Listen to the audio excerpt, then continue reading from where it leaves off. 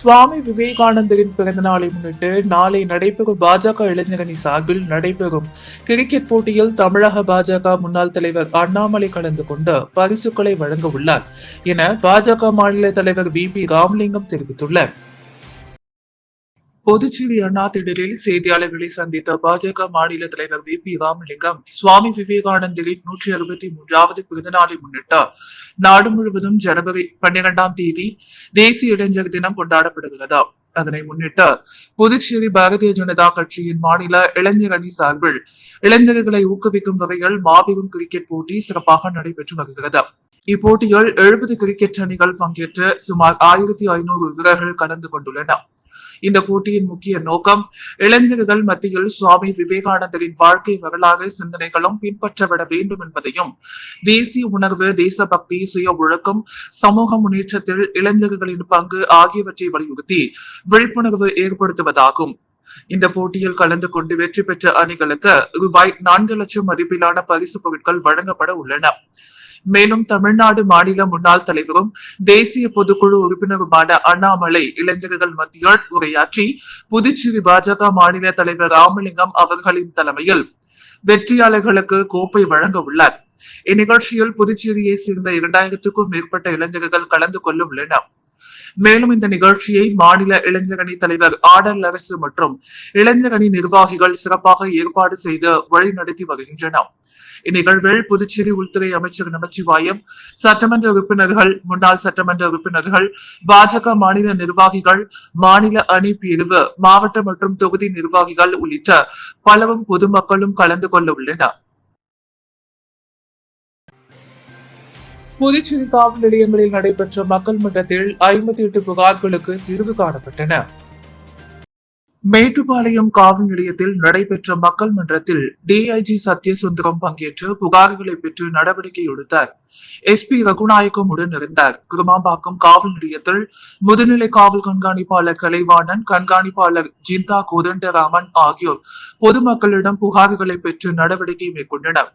பெரிய கடை காவல் நிலையத்தில் ஸ்ருதி யாரகட்டியும், திருப்புவனை காவல் நிலையத்தில் கண்காணிப்பாளர் சுப்பிரமணியனும் பொதுமக்களிடம் புகார்களை வாங்கி நடவடிக்கை எடுத்தனர்.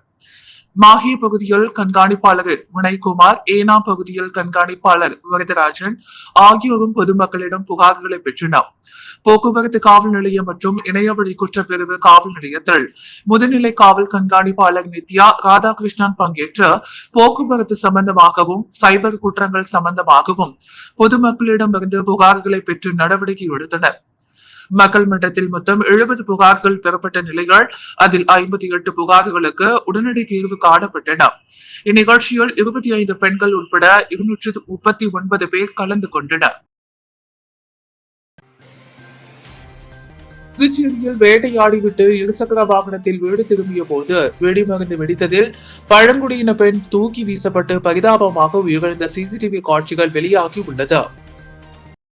புதுச்சேரி மேட்டுப்பாளையம் பகுதியை சேர்ந்தவர் பழங்குடி நரிக்குறவர் இனத்தை சேர்ந்தவர் அமாவாசை. இவரது மனைவி ஜெரினா 52 வயதான இவர் இன்று அதிகாலை தனது மருமகன் பாண்டியனுடன் 40 தமிழக பகுதியான வழுதாவூரில் காட்டுப்பன்றியை வேட்டையாடி உள்ளனர்.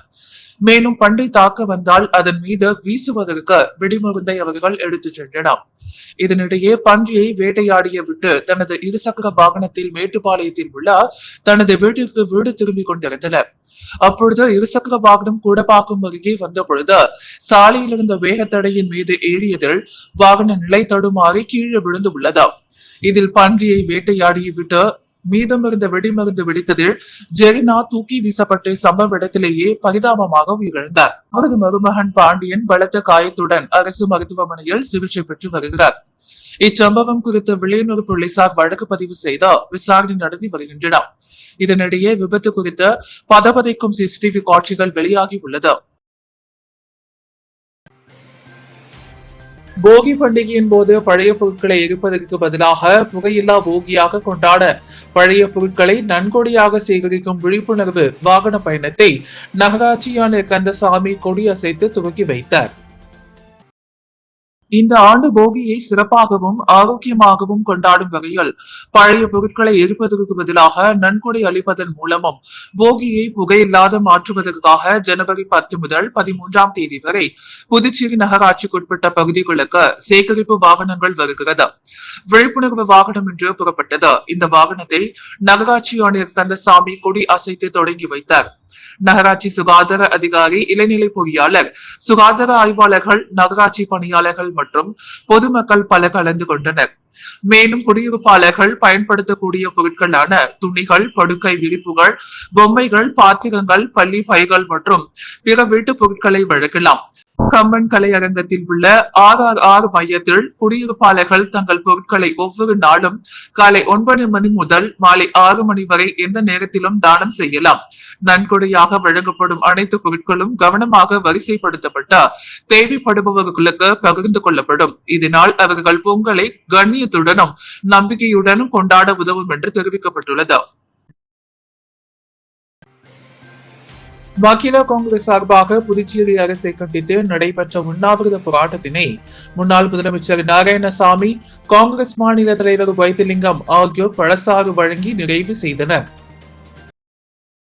வக்கீலா காங்கிரஸ் சார்பாக புதுச்சேரியில் பெருகி வரும் கிறிஸ்டோ பார்கள் மற்றும் மதுபான கூடங்களை கண்டித்து அண்ணா சாலை அருகே உண்ணாவிரத போராட்டம் மாநில தலைவி நிஷா தலைமையில் நடைபெற்றது. இதில் 100க்கும் மேற்பட்ட நிர்வாகிகள் கலந்து கொண்டு மத்திய மாநில அரசுகளை கண்டித்து கண்டன முழக்கங்கள் எழுப்பினர். மேலும் காலை முதல் மாலை வரை தொடர்ந்து உண்ணாவிரத போராட்டம் அரசுக்கு எதிராக வலுப்பெற்றது. இதனை அடுத்து காங்கிரஸ் கட்சி மாநில தலைவரும் பாராளுமன்ற உறுப்பினருமான வைத்திலிங்கம் மற்றும் முன்னாள் முதலமைச்சர் நாராயணசாமி ஆகியோர் கட்சி நிர்வாகிகள் உடன் நலனை கருத்தில் கொண்டு பழசாறு வழங்கி போராட்டத்தை முடித்து வைத்தனர். மேலும் இந்நிகழ்ச்சியில் நெட்டப்பாக்கம் தொகுதி காங்கிரஸ் பிரமுகர் அன்பரசன் மற்றும் மாநில நிர்வாகிகள் பல கலந்து கொண்டனர். பொங்கல் பண்டிகையொட்டி காலாப்பட்டு தொகுதி முழுவதும் பொதுமக்களுக்கு வீடு வீடாக சென்று அர்ஜுனகுமாரி அறக்கட்டளை சார்பாக கரும்பு வழங்கி நிறுவனர் செந்தில் பொங்கல் வாழ்த்து தெரிவித்தார். தை திங்கள் பண்டிகையொட்டி காலாப்பட்டு தொகுதியில் அர்ஜுனகுமாரி அறக்கட்டளை சார்பாக நிறுவனர் செந்தில் தொகுதி முழுவதும் பொங்கல் பண்டிகை முன்னிட்டு பொங்கல் பரிசுகள் வழங்கப்பட்டு வருகிறது. அதன் தொடக்கமாக கருவடிக்குப்பம் பகுதியில் உள்ள மாரியம்மன் ஆலயத்தில் சிறப்பு பூஜை நடைபெற்றது. தொடர்ந்து விடுவிடாக சென்ற நிறுவனர் செந்தில் கரும்புகள் வழங்கி பொதுமக்களிடையே பொங்கல் வாழ்த்துக்களை தெரிவித்தார். இந்நிகழ்ச்சியில் அர்ஜுனகுமாரி அறக்கட்டளை நிர்வாகிகள், செந்தில் ஆதரவாளர்கள் உட்பட பலரும் கலந்து கொண்டனர்.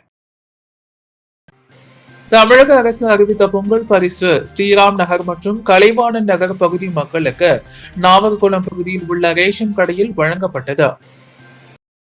தமிழக முதல்வர் மற்றும் தமிழக துணை முதல்வர் இவர்கள் உத்தரவு கிடங்க கலைவாணன் நகர் பகுதி மக்களுக்கு நாவல்குளம் ரேஷன் கடையில் முதல்வர்கள் அறிவுறுத்தபடி குடும்ப அட்டைதாரர்களுக்கு 1 கிலோ சர்க்கரை, 1 கிலோ பச்சரிசி, வேஷ்டி, புடவை, கரும்பு மற்றும் இத்துடன் 3000 ரூபாய் தொகையை வழங்கினார்கள்.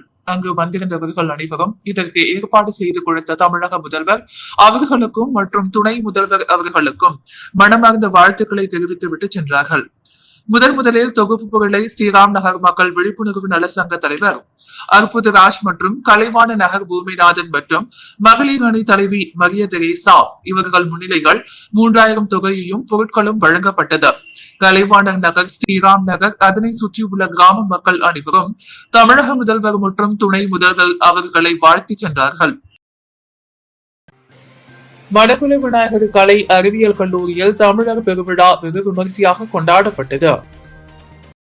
மதகுடிப்பட்டு மணக்குள விநாயகர் கலை அறிவியல் கல்லூரி தமிழ் துறை அனைத்து துறைகளுடன் இணைந்து ரகரம் தமிழர் பெருவிழாவை கொண்டாடியது. நிகழ்ச்சியை மணக்குள விநாயகர் கல்வி அறக்கட்டளை தலைவர் தனசேகரன் துவக்கி வைத்தார். செயலாளர் நாராயணசாமி கேசவன், பொருளாளர் ராஜராஜன், இணை செயலாளர் வேலாயுதம், கல்லூரி இயக்குநர் வெங்கடாச்சலபதி, மணக்குள விநாயகர் கல்லூரி முதல்வர் முத்துலட்சுமி பங்கேற்றனர். நடிகர் பாண்டி ரவி, புதுச்சேரி பல்கலைக்கழக துறை தலைவர் சுப்பையா சிறப்புரை ஆற்றினார். நிகழ்ச்சியில் 12 துறைகளை சேர்ந்த மாணவர்கள் கலை நிகழ்ச்சிகளுடன் 9 தலைப்புகளில் 9 அரங்குகளை ஏற்படுத்தியிருந்தனர். இந்த அரங்குகள் காவிரி பூப்பட்டினம், மூவேந்தர் துறைமுக நகரங்கள் திருவிழாக்கள், தமிழர் வாழ்வியலும் விஞ்ஞானமும், பழந்தமிழர் அறிவியல் சிந்தனைகள், ஆலயத்து இளவரசி செம்பலபம், புரவலர் நட்பு, மருத நில காட்சிகள், கல்வெட்டுகள், அகழ்வாராய்ச்சி, தொல்பொருட்கள் என இடம்பெற்றிருந்தனர். நிகழ்கலையில் பொம்மலாட்டம் முதல் பரிசினையும், குழு நாடகம் 2ஆம் இடத்தையும், வெள்ளுப்பாட்டு 3ஆம் இடத்தையும் பிடித்தனர்.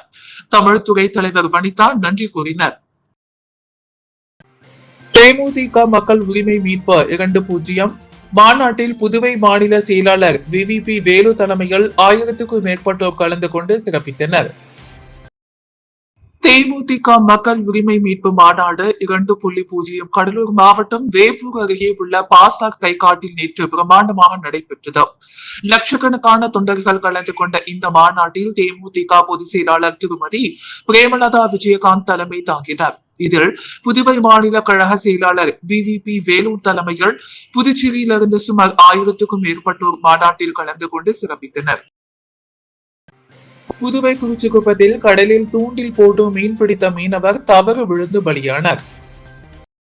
புதுவை வைத்திகுப்பத்தை சேர்ந்தவர் மீனவர் செந்தில் குறிச்சிக்குப்பம் பகுதியில் கற்குவியலில் அமர்ந்து கடலில் தூண்டில் போட்டு மீன் பிடித்துக் கொண்டிருந்தார். அப்போது நிலை தடுமாறி கீழே விழுந்தார். அந்த பகுதி சற்று ஆழமானது என்பதாலும் அலைகளின் வீச்சாலும் செந்தில் 2 பாறைகளுக்கு இடையே கடலில் இழுத்து செல்லப்பட்டார்.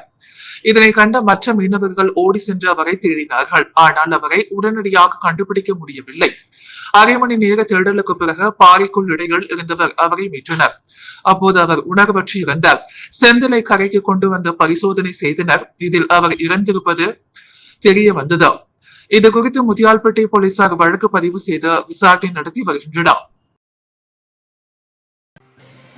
புதுச்சேரியில் இருசக்கர வாகனத்தை திருடிய பேட்டரி ஊழியரை போலீசார் கைது செய்து சிறையில் அடைத்தனர்.